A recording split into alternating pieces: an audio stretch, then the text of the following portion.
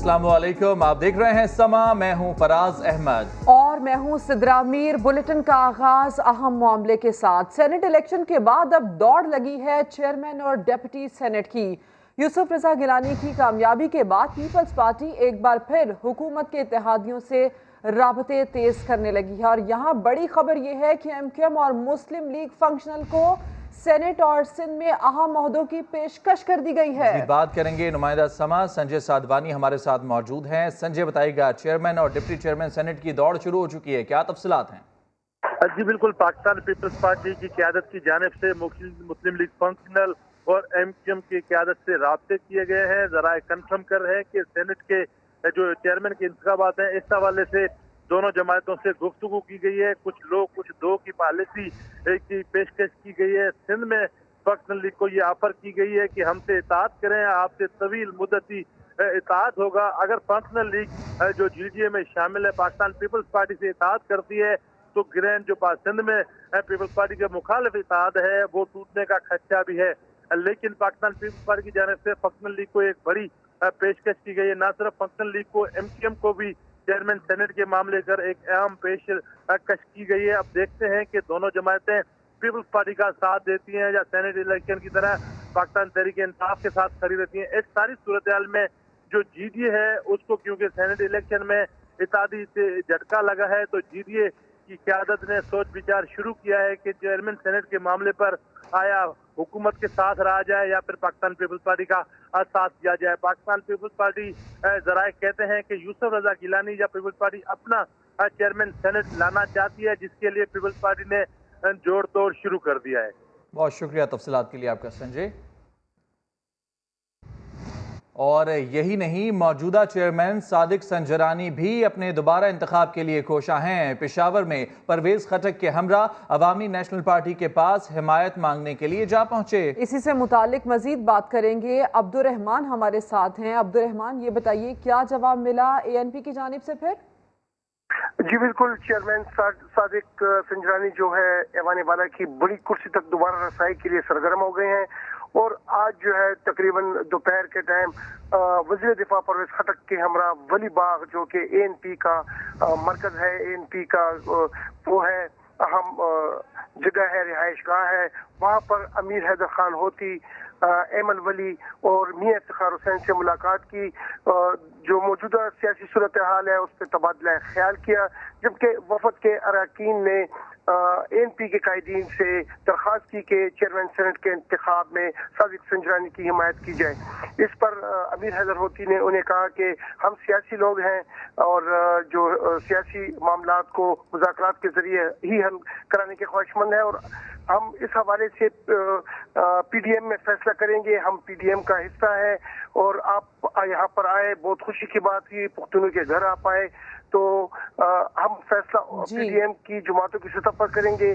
तो इसलिए उन्होंने कोई वाज़ेह जवाब नहीं दिया और वफद को जो है जो मेहमान नवाजी करके दोबारा रुखसत कर दिया है। इस मौके पर यह भी कहा गया कि हुकूमत की दरख्वास्त पर पार्टी में मुशावरत करेंगे। अब्दुर्रहमान, तफसील के लिए शुक्रिया। और सेनेट में वोटों की खरीदो फरोख्त का मामला, डिस्ट्रिक्ट इलेक्शन कमिश्नर मर्दान ने MPA अब्दुल सलाम आफरीदी से सबूत मांग लिए हैं। इलेक्शन कमिश्नर मर्दान ने हल्का 53 के MPA को मरासला इरसाल कर दिया है। PTI के रुकन असम्बली अब्दुल सलाम आफरीदी को हिदायत की गई है कि वोट बेचने के हवाले से उन्हें जो ऑफर हुई उसके तमाम सबूत इलेक्शन कमीशन को भिजवा दें। PTI के MPA के मुताबिक जल्द व्हाट्सएप चैट और ऑडियो मैसेजेस इलेक्शन कमीशन को फराहम किए जाएंगे। MPA अब्दुल सलाम आफरीदी को सेनेट में वोट बेचने के लिए मुबैना तौर पर 8 करोड़ की ऑफर हुई थी।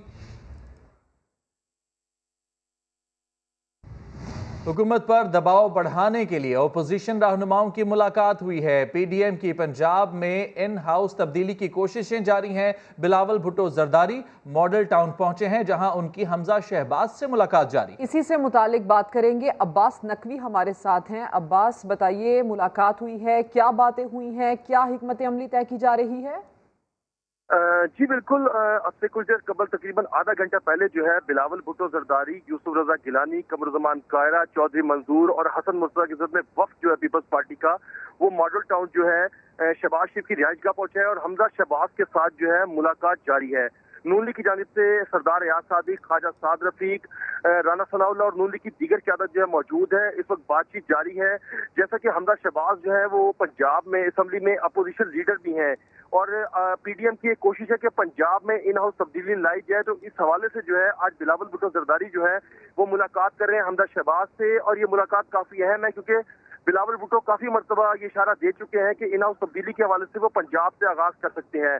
तो अब देखना यह है कि क्या बिलावल भुट्टो जरदारी और नून लीग और तमाम पीडीएम जो है क्या वो पंजाब में जो है सरदार उस्मान बुज़दार पे जो है तहरीक आदम इत्तेमाद ला के उनको पंजाब में टफ टाइम देती है या नहीं देती, ये अब से कुछ देर में जो है सूरत सामने आएगी। लेकिन कहा यही जा रहा है कि पीडीएम और इसी से मुतालिक 2 दिन पहले बिलावल भुट्टो जरदारी ने अपनी प्रेस कॉन्फ्रेंस में इशारा भी दिया था। अब्बास नकवी अपडेट करने के लिए आपका शुक्रिया। लीगी रहनुमा याद सादिक का कहना है कि बिलावल भुट्टो और हमजा शहबाज की मुलाकात का अच्छा नतीजा निकलेगा। ये उभरते हुए सियासतदान हैं। उन्होंने कहा कि इमरान खान की मिसाल उस तालिबे इल्म जैसी है जो क्लास में अकेला होता है और फर्स्ट आता है। उन्होंने मजीद कहा कि पंजाब समेत हर जगह तब्दीली आ रही है, अब ये रुकेगी नहीं।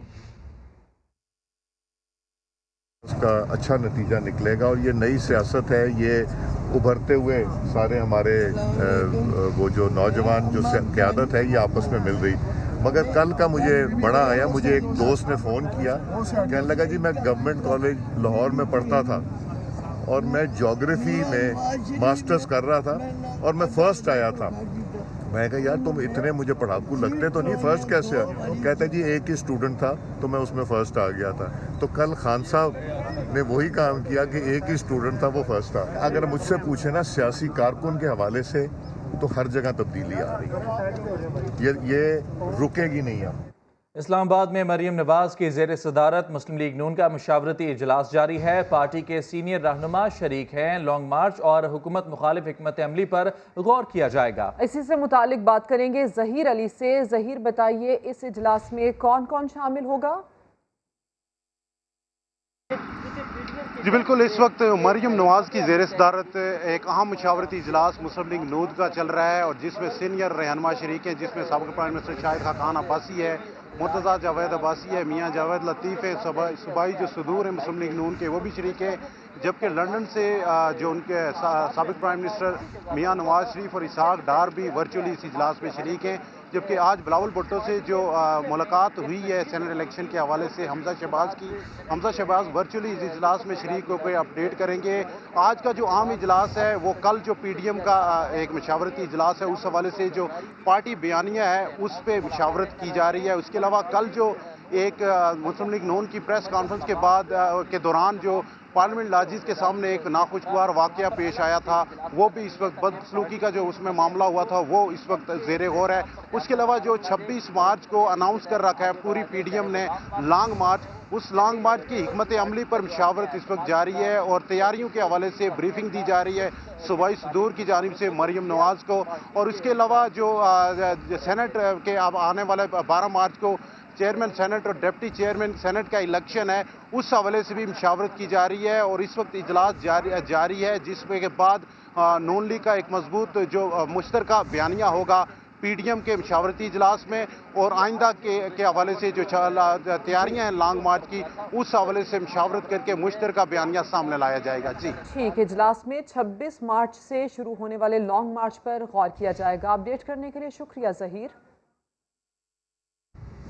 और इस्लामाबाद में सहाफ़ी ने चेयरमैन सेनेट से मुतालिक मरीम नवाज से सवाल किया और लड़खड़ा गए। मरीम नवाज बरजस्ता बोली, चेयरमैन सेनेट के चक्कर में कहीं खुद को जख्मी ना कर लेना। सेनेट अपना आप ले आएंगे आप जी मैडम जी के चक्कर में आप खुद ना जख्मी हो जाना। तो मैडम कल का जो वाकया हुआ उस पर क्या कहेंगे? मैं कह चुकी जो कहना था। कल के वाकये सेनेट अपना आप ले आएंगे आप जी मैडम जी के चक्कर में आप खुद ना जख्मी हो जाना। तो मैडम कल का जो वाकया हुआ उस पर क्या कहेंगे? मैं कह चुकी जो कहना था।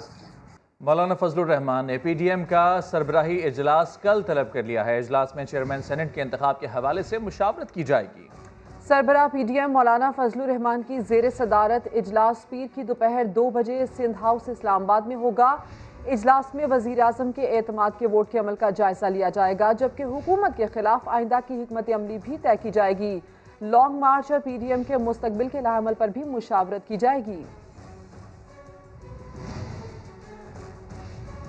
आपको पैसा दे दिया जाए, आप भी जरदारी की तरह भारी हो जाएं। असल बात यह है कि आप इखलाकी तौर पर कितने मजबूत हैं। अली हैदर गिलानी ने वही किया जिसके वो माहिर हैं। वजीर इत्तलात शिबली फराज की प्रेस कॉन्फ्रेंस, कहा सेनेट में ऑपोजिशन वाले खुलकर सामने आ गए। कल प्रेस कॉन्फ्रेंस देखिए वो इनकी, तो कैसे इनके चेहरे लटके हुए थे, क्या इनकी बॉडी लैंग्वेज थी एक हारे हुए जवारी की तरह। क्या हुआ सेनेट में जब यूसुफ रजा गिलानी के साहिबजादे तरीका बता रहे थे कि कैसे वोट को रिजेक्ट करना है। जाहिर है कि हर वो शख्स वही काम करता है जिसका वो माहिर होता है। किस तरह से उन्होंने पैसे का इस्तेमाल किया और उसके ऊपर फिर कहते हैं कि जी बड़ी जबरदस्त, मुझे तो बड़ा दुख होता है, मैं यही लफ्ज इस्तेमाल कर सकता हूं। और लोग ये कहते हैं कि जरदारी भारी है। देखें वो पैसा जो उनके पास है अगर आपको भी दे दिया जाए आप भी भारी हो जाएंगे। बात तो यह है कि आप कितने इखलाकी तौर पर कितने मजबूत हैं। एक और अहम खबर, हुकूमत खुद ही ब्रॉडशीट तहकीकाती कमीशन के काम में रुकावट बन गई है। नैब ने मतलूबा रिकॉर्ड फराहम कर दिया, लेकिन वजारत खजाना, कानून और अटॉर्नी जनरल ऑफिस की जानिब से अब तक ताउन नहीं किया गया। मज़ीद बात करेंगे। समा के नुमाइंदे जुल्करनैन इकबाल हमारे साथ मौजूद हैं। जुल्करनैन बताएगा, हुकूमत का अपना ही कायम करदा ये ब्रॉडशीट कमीशन, फिर अदम ताउन क्यों?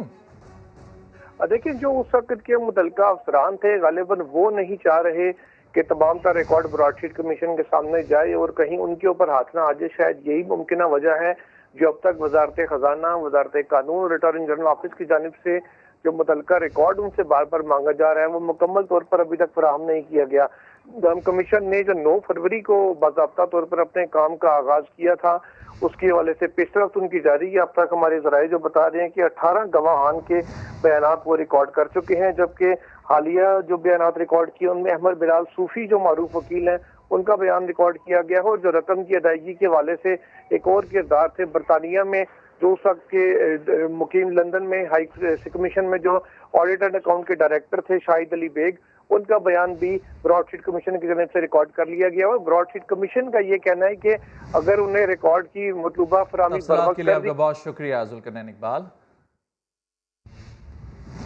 एक अहम वाक़े का जिक्र, रोहड़ी के करीब कराची से लाहौर जाने वाली मुसाफिर ट्रेन की 9 बोगियां पटरी से उतर गईं। हादसे में खातून जांबक और 20 से ज़ायद अफराद जख्मी हो गए। वाक़े के बाद सिंगल ट्रैक पर ट्रेनों की आमदोरफ्त बहाल कर दी गई। हुकाम का कहना है जल्द दूसरा ट्रैक भी बहाल कर दिया जाएगा।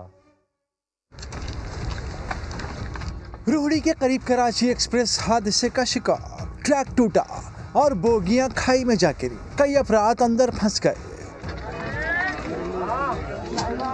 मुकामी अफराद, ईदी रज़ाकार, पुलिस, रेंजर्स और पाक फौज के जवानों ने जख्मियों को निकाला और अस्पताल मुंतकिल किया। धमाके से आवाज़ आई और हम लोगों ने एक दूसरे को चीख पुकार, रोने की आवाज़ें, अंधेरा हो गया, मट्टी मट्टी हो गई थी अंदर, कुछ समझ नहीं आ रहा था क्या करना है। स्पीड बहुत ज़्यादा तेज़ थी ट्रेन की, एकदम उसने स्पीड पकड़ी है, उसके बाद वाइब्रेट होने लगी गाड़ी, एकदम वाइब्रेट होने के बाद वो उल्ट गई। अंधेरे और वसाइल की कमी के बायस इमदादी कामों में मुश्किलात का सामना रहा। बहुत ज़्यादा नुकसान से हम बच गए हैं। एक जो कैजुअल्टी हुई है और 23 यहाँ से हमने शिफ्ट किए थे जो ज़ख्मी थे, उनमें बहुत माइनर भी थे और कुछ क्रिटिकल हैं। जीएम रेलवे निसार मेमन कहते हैं वाकई की तहकीकात हो रही हैं, गफलत साबित होने पर कार्रवाई होगी। FGR साहब पहुँच रहे हैं, वो 2-3 दिन यहाँ रहेंगे। कंप्लीट एक तो प्रिलिमिनरी रिपोर्ट बन जाएगी आज शाम तक क्या, मगर जो डिटेल रिपोर्ट है जिसमें स्पीड का, ड्राइवर का, तो वो इंशाल्लाह FGR यहाँ बैठ के 2-3 दिन में इंक्वायरी कंप्लीट करेगा। जैसे वो रिपोर्ट आपके साथ शेयर करेंगे। तर्जुमान रेलवे के मुताबिक सिंगल ट्रैक पर गाड़ियों की आमदोरफ्त जारी है, जल्द दूसरा ट्रैक भी बहाल कर दिया जाएगा। सक्खर के करीब ट्रेन हादसे के तमाम जख्मियों को तिब्बी इमदाद देकर घरों को रवाना कर दिया गया। रेलवे ट्रैक शाम तक बहाल कर दिया जाएगा। मजीद जान लेते हैं समा के नुमाइंदे साहिल जोगी से, जो इस वक्त सिविल अस्पताल में मौजूद हैं। जी बिल्कुल, रोहड़ी के करीब मंडोदेरो स्टेशन पर कराची एक्सप्रेस को जो हादसा पेश आया उसमें 9 बोगियां पटरी से उतर गई। हमारे साथ एएमएस डॉक्टर अनीसा सुमरो मौजूद है। सखर सिविल अस्पताल में कितने मरीज आए और वो क्या जेरे इलाज है या घर चले गए? सखर सिविल अस्पताल में 18 मरीज आए थे। 15 मरीज हमने फर्स्ट एड देकर ओपीडी से ही डिस्चार्ज कर दिए और 3 मरीज हमने एडमिट किए थे। 3 मरीजों में से अभी हमने 2 को डीसी कर दिया, कराची के थे। एक वहीं डेड बॉडी हुई थी, उसको भी सखर सिविल हॉस्पिटल से वहां से गाड़ी गई है, पन्नुआकिल से लिया है, उसको कराची पहुंचवा के आई है। जी आपने सुना कि सखर सिविल अस्पताल, रोहड़ी तालका अस्पताल और पन्नुआकिल अस्पताल में जो मरीज थे वो तमाम मरीजों को जो है घर मुंतकिल किया गया है और ये भी बताया जा रहा है कि उन मरीजों की अब जो हालत बेहतर है। और इस बदनसीब हादसे में एक खातून की हलाकत हुई है जिसका ताल्लुक कराची से था, तो उसकी लाश भी जो है कराची मुंतकिल की गई है। जी साहिल हमें अपडेट कर रहे थे, सखर में ट्रेन हादसे के बाद पाकिस्तान एक्सप्रेस और पाक बिजनेस मुकर्रर वक्त पर रवाना न हो सकी। शहरी परेशान हो गए। कहते हैं रेलवे इंतजामिया स्टेशन पर मौजूद है लेकिन सूरत हाल से आगाह नहीं किया जा रहा। रात को सखर में उसमें मेरे मामू थे, वो लाहौर जा रहे थे। अब वो हादसा हुआ, उसके बाद वो इसी तरीके से जो है ना रोहड़ी पहुंचे, वहाँ से वो पाकिस्तान एक्सप्रेस में आ रहा है। सुबह 8:30 बजे पहुंचा, ये अभी तक गाड़ी नहीं आई, कोई सही बताने वाला नहीं है। इंक्वायरी पे कॉल कर रहे हैं, कह रहे हैं कोई हादसा नहीं हुआ, कुछ नहीं हुआ। मीडिया सारा झूठ बोल रहा है। सुबह से आधे घंटे से तकरीबन मैं वेट कर रहा हूँ। मालूमात वाला दफ्तर है, इसके सामने मैं खड़ा हूँ और अभी तक सीट पे बंदा नज़र नहीं आया मुझे। आधे घंटे से मैं तकरीबन वेट कर रहा हूँ। अभी तक वेटिंग में पिछले 2 महीने पहले करवाई थी, वो कैंसिल करवा के अब सीट करवाई है। 2 करवानी थी, उसमें भी एक इन्होंने दी है, एक दिए नहीं रहे। ट्रेन हादसे के बाइस कराची से आने वाली तमाम ट्रेनें ताखीर का शिकार हो गईं, जबकि लाहौर से तमाम ट्रेनें शेड्यूल के मुताबिक चल रही हैं। रियाज अहमद की रिपोर्ट। रोहड़ी रेलवे स्टेशन के करीब पटरी से ट्रेन उतर जाने के बायस कराची से आने वाली ग्रीन लाइन, शाह हुसैन और तेजगाम एक्सप्रेस ताखीर का शिकार हो गयी। रेलवे हुकाम का कहना है कि लाहौर से जाने वाली कोई भी ट्रेन न ताखीर का शिकार है और न ही किसी को मंसूख किया गया है। ट्रेनें वहाँ से लेट आ रही है हमारे पास। हमने अल्हम्दुलिल्लाह अपनी अरेंजमेंट की है, लाहौर से कोई ट्रेन लेट नहीं जाएगी। हादसे से कबल आने वाली ट्रेनों के मुसाफिरों का कहना था उनकी ट्रेन मुकर्रर वक्त पर पहुंची है, जबकि कराची जाने वाले मुसाफिरों के मुताबिक लाहौर से जाने वाली ट्रेनें भी अपने मुकर्रर वक्त पर ही रवाना हो रही हैं। कराची से लाहौर आए हैं और अल्हम्दुलिल्लाह सही आई है गाड़ी, लेकिन एक जगह पर थोड़ा सा आधे घंटे के लिए लेट हुई है गाड़ी। लाहौर से कराची की तरफ जा रहे हैं, कराकरम का हमारा टिकट है, तो इंशाअल्लाह ताला जो हमें टाइम दिया गया था गाड़ी का, अल्हम्दुलिल्लाह उस वक्त हमारी गाड़ी रवाना होगी। रेलवे हुकाम का कहना है कोशिश है कि हादसे की वजह से दीगर ट्रेनों के मुसाफिरों को परेशानी का सामना न करना पड़े और लोग बर वक्त अपनी मंजिल मकसूद पर पहुंच सकें। कैमरामैन अशफाक अब्बासी के साथ रियाज अहमद, समा, लाहौर। वालिदैन की बेजा सख्ती और तशद्दुद बच्चों को बागी बना देती है और वो नादानी में ऐसा कदम उठा लेते हैं जिसका जिंदगी भर मदावा नहीं होता। 12 साल कबल नासिर भी वालिद की मार के खौफ से शेरशाह के मदरसे तो भाग गया, लेकिन अब वालिदैन से मिलने को बेकरार है। शाहनवाज अली कादरी नासिर से मिलवा रहे हैं।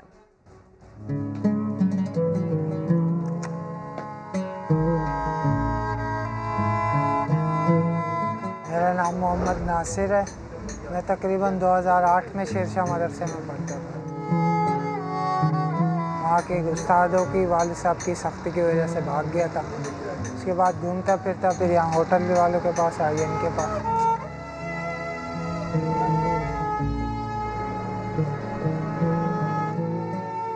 बच्चा आया मेरे के साथ, मैं अपने साथ रखे को सुनी ना, इन प्यू माँ मेरे को नहीं मिला।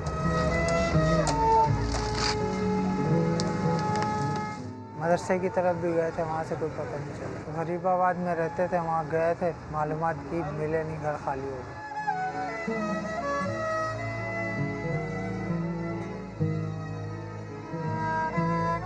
मेरे से छोटे भाई का नाम यासिर है, उससे छोटा बशीर, एक नदीर और 2 बहनें, एक मरियम, एक आयशा। वालिद साहब का नाम दुराज है, वालिदा का नाम चांदी है।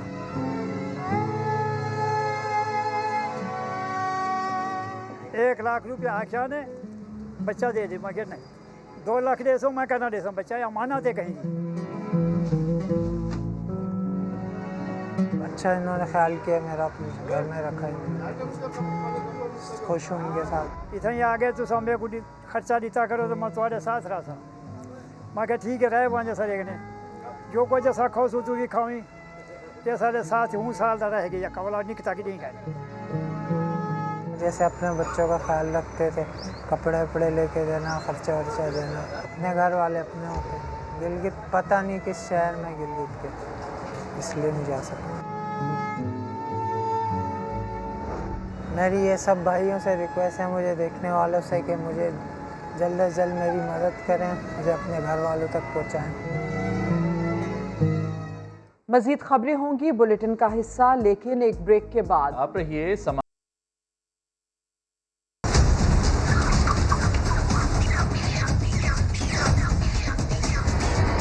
किलो गोश्त देता तो पाव गोश्त दे रहे हैं। लोग गरीब लोग हैं, कहाँ से खा सकते हैं। तो शर्म होनी चाहिए, कम करना चाहिए। अब क्या करें, इतनी महंगाई हो गई।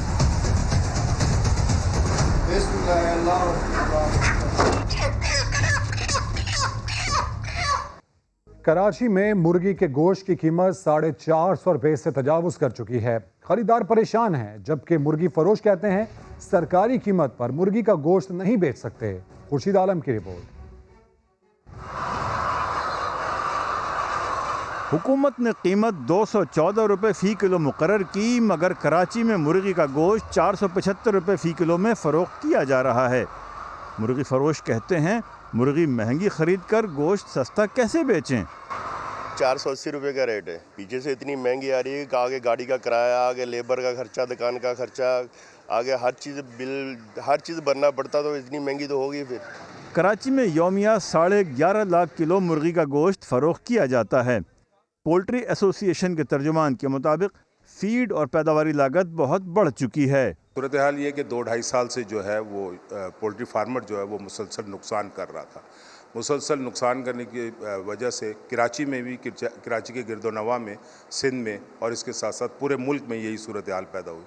जब ज़्यादा नुकसानात हुए तो लोगों ने अपने फार्म्स जो है वो बंद कर दिए थे। कोरोना की वजह से पोल्ट्री की सनत तो ज़रूर मुतासिर हुई, लेकिन कुछ खुशकिस्मत ऐसे भी हैं जिनकी मुलाजमत बरकरार रही। हमारे सेठ हमारा मजदूरों का ख्याल रखते हैं, मुर्गी थी भी नहीं ना हमारे को तनख्वाह मिलती रही। कराची की इंतजामिया कीमत में इजाफे पर हस्ब मामूल ख्वाब खरगोश के मज़े ले रही है। खरीदार सोचते हैं मुर्गी के गोश्त की कीमत कहीं 5 सेंचुरी उबूर न कर ले। महंगाई माफिया आखिर कब तक शहर कैद के बासियों का खून चूसती रहेगी। कैमरामैन कामरानुद्दीन के साथ खुर्शीद आलम, समा, कराची। लाहौर समेत पंजाब भर में मुर्गी के गोश्त की फ़ी किलो कीमत में एक महीने के दौरान 100 रुपये से ज़ायद का इजाफा हो चुका। गोश्त की कीमत बढ़ने से बिरयानी और कोरमे की देगों की कीमतें भी बढ़ गई हैं। मोहम्मद लुकमान की रिपोर्ट। लाहौर में मुर्गी के गोश्त की कीमत 250 रुपए से बढ़कर 350 तक पहुंची, तो पकवाई का कारोबार भी मुतासर होने लगा। बिरयानी की देग की कीमत में तो 2000 रुपए तक इजाफा हो गया। कोरमे की देग भी 1000 रुपया महंगी हो गई। गोश्त जब 250 का था तो 7000 में मिलती थी, अभी 400 450 पे है तो 9000 9,500 में मिल रही है। खाना पकाने के कारोबार से मुंसलिक अफराद भी मुर्गी की कीमत बढ़ने से परेशान हैं। चिकन महंगा हो गया, दोबारा सब्जी भी महंगी हो गई, हर चीज महंगी हो गई, जो चीजें लेने जाओ वो डबल है। चिकन डीलर्स का कहना है कि अगर पोल्ट्री फार्म पर चिकन की कीमत कम न हुई तो परचून की सतह पर मुर्गी के गोश्त की फी किलो कीमत 400 रुपए से कहीं ज्यादा बढ़ सकती है। कैमरामैन अजहर इकबाल के साथ मोहम्मद लुकमान, समा, लाहौर। पेशावर में जिंदा मुर्गी की कीमत ने तमाम रिकॉर्ड तोड़ डाले। 2 दिनों में 13 रुपए का इजाफा हुआ। फी किलो कीमत 266 रुपए हो गई। अब्दुल रहमान की रिपोर्ट देखिए। ये ऑटोमेटिकली नीचे आ जाएंगे अगर हम इसकी खरीद छोड़ दें या इसका इस्तेमाल करना छोड़ दें। पेशावर में जिंदा मुर्गी की कीमत बुलंद तरीन सतह पर पहुंच गई है। शहरी कहते हैं हुक्मरान चिकन ना खाने के मशवरे देने के बजाय कीमतों को कंट्रोल करें। ये हल नहीं है कि हर चीज़ में बाइकआउट करके उसकी कीमतें कम की जाए। ये डेली लाइफ की चीज़ें खाने पीने की, ठीक है, तो लिहाजा ये हुकूमत को खुद स्टैंड लेना चाहिए कि ये उसके लोगों के साथ ज्यादती हो रही है। मुर्गी ताजिर सारा मलबा पंजाब के पोल्ट्री इंडस्ट्री से वाबस्ता सरमायाकारों पर डाल रहे हैं। कहते हैं कि जब मुर्गी महंगी आ रही है तो वो कैसे कम कीमत पर बेचें? इसके पीछे पंजाब में माफिया है, गाड़ी ज्यादा है तो एकदम माल रुकवाता है रेट की वजह से। अपनी कुछ चंद लोग है वो अपने फायदे के लिए सर जो इस तरह हालात बनाया है। मुर्गी की कीमतें कब कंट्रोल होंगी इसका तो किसी को इल्म नहीं। कैमरामैन मेहरान मुनीर के साथ अब्दुर्रहमान, समा, पेशावर। खबरों में आगे देखिए मसाइल के अंबार। अफसोसनाक खबर शामिल करते हैं सांगला हिल से, जहां नवाही इलाके में रिश्ता देने से इनकार पर 2 बहनों को कत्ल कर दिया गया। वाकया नवाही गांव रड़ियाना में पेश आया। पुलिस के मुताबिक चचाजाद भाइयों ने सुबह सवेरे सजल और हिजाब अली को सोते हुए गले में फंदा डालकर कत्ल किया। पुलिस ने वकास और इश्तियाक को गिरफ्तार कर लिया, जिन्होंने दौरान तफ्तीश जुर्म का एतराफ भी कर लिया। ओबाड़ो में पुरस्रार धमाके में 4 बच्चे शदीद जख्मी हो गए। धमाका डीएसपी ऑफिस के बाहर हुआ। जख्मी बच्चों को ओबाड़ो अस्पताल लाया गया, जहां डॉक्टर्स मौजूद ना होने पर शहरी मुश्तइल हो गए और तोड़फोड़ की। बच्चों को तशवीशनाक हालत में रहीम यार खान अस्पताल मुंतकिल कर दिया गया। धमाके से मुतालिक पुलिस और बम डिस्पोजल स्क्वाड की तफ्तीश जारी है। और इस्लामाबाद में एक और ट्रेल का इजाफा, जहां पहले दूसरे ट्रेल्स का कचरा इकट्ठा किया जाता था, अब उसे कचरा कुंडी से बाकायदा ट्रेल में तब्दील कर दिया गया। आबिद अली रिपोर्ट करेंगे। कचरे से अटे प्लास्टिक के थैले कभी मारगला नेशनल पार्क की ट्रेल 2 का हिस्सा थे, मगर अब ये ट्रेल कचरा कुंडी नहीं, सयाहों को खुशामदीद कहने के लिए तैयार है। मारगला नेशनल पार्क के इन ट्रेल्स पर प्लास्टिक की बोतलें साथ लाने पर भी पाबंदी आयद है, मगर शहरी फिलहाल अमल दरामद करते दिखाई नहीं देते। इसको एक कचरे का ढेर बनाया हुआ था, बहुत से विजिटर्स आते थे, उनको रोका नहीं जाता था कि प्लास्टिक आपने लेके नहीं जाना। ज़हन में आ रहा है कि प्लास्टिक को डिकम्पोज करना बहुत मुश्किल काम है, तो ये चीज़ें नो डाउट के इसीलिए हम प्लास्टिक पे बैन कर रहे हैं और यकम आज से तो काफ़ी सख्ती भी होगी एपा की तरफ से। मारगला ट्रेल्स पर दिन भर तो इंसानों की आमदोरफ्त की इजाज़त है, लेकिन रात के अंधेरे में इस पर सिर्फ जानवरों का हक है। इवेंचुअली हम चाहते हैं कि मगरिब के बाद किसने क्या करना है ट्रेल पे, वो नीचे उतर जाए तो ज़्यादा बेहतर है। और प्लास्टिक तो हम इंशाल्लाह सारे ट्रेल्स पे करेंगे इसको लागू, ताकि आप प्लास्टिक पानी पीना भी है तो ऐसी बोतल लाएं जो आप फिर वापस साथ अपने लेके जाएं। इंतजामिया का कहना है कि ट्रेल्स को शहरियों की तफरीह के लिए खोला जाता है, इनकी सफाई की जिम्मेदारी भी इन्हीं पर आयद होती है। मारगला नेशनल पार्क में ट्रेल्स पर ट्रेल्स तो खोली जा रही हैं, लेकिन इनको साफ सुथरा बरकरार रखना इंतजामिया के लिए एक बड़ा चैलेंज साबित होगा। कैमरामैन अयाज अब्बासी के साथ आबिद अली, समा, इस्लामाबाद। मसाइल इतने बढ़े कि अब शहर के शहर खुद बोलने लगे। पेशावर के सेठी टाउन में गंदगी के ढेर तो हैं ही, लोग पानी और गैस जैसी बुनियादी सहूलत को भी तरस रहे हैं।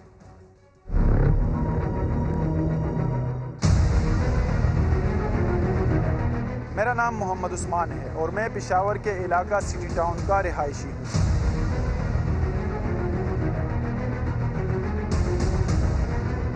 यहाँ पर मसाइल के अंबार है।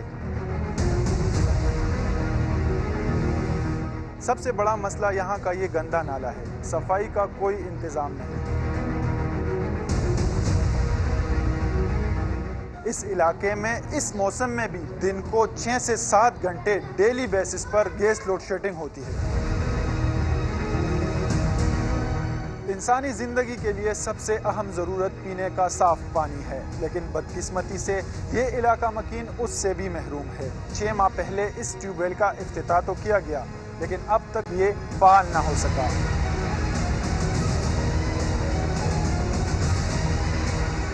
इस इलाके से मुंतखब MPA काश उनको टाइम मिले और वो इस इलाके के इन मसाइल पर नज़रसानी करे।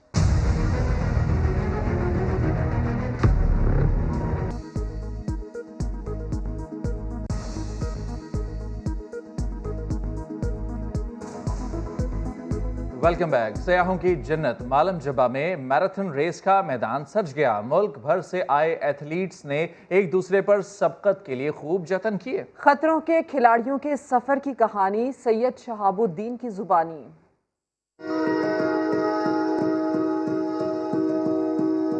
फलकबोस पहाड़ों की वादी मालम जब्बा, सतह समंदर से 9200 फीट की बुलंदी पर रेस। बर्फीले ट्रैक पर सबकत की दौड़।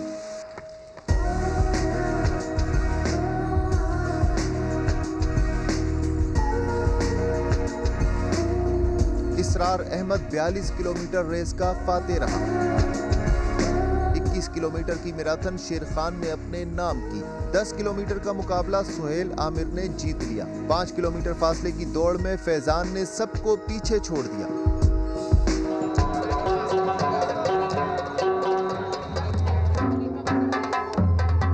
मौसीकी का भी खूब तड़का लगा। याद तेरी दिल से भी ना जा सकी, मंचलों ने भंगड़े डालकर माहौल को गरमाए रखा।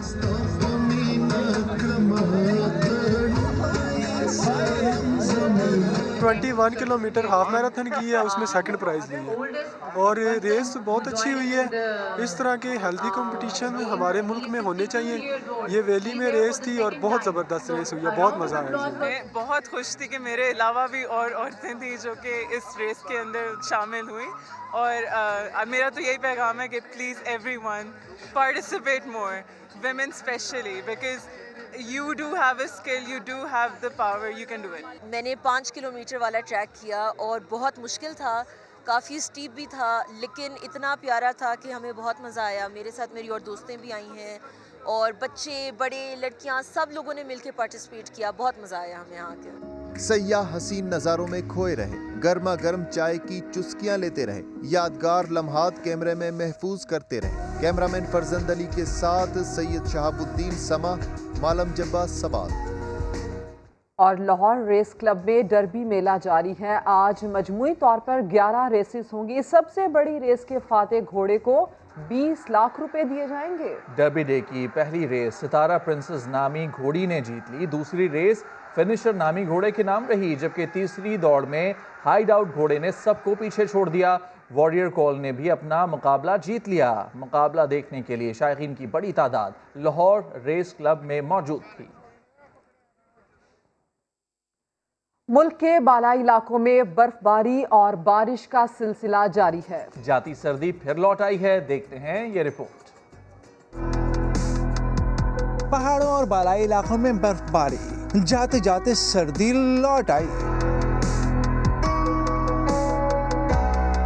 मालम जब्बा, वादी कालाम, लुआरी टॉप और लुआरी टनल में आसमान से गिरते रुई के गालों ने हर तरफ सफेदी बिखेर दी। वादी कमराट में बर्फबारी के साथ बारिश भी हुई, मौसम ठंडा हो गया। वादी कालाम का दर्जा हरारत -2 तक गिर गया। दीर चित्राल और गर्दोनवाह में गुज़िश्ता रात से होने वाली बारिश से खुश्की खत्म हो गई। मौसम ठंडा और खुशगवार हो गया। महकमा मौसमियात ने तेज हवाओं, गरज चमक के साथ मजीद बारिशों की पेशगोई की है। एक ब्रेक के बाद हाजिर होंगे हेडलाइंस के साथ। आप देखते रहिए समा।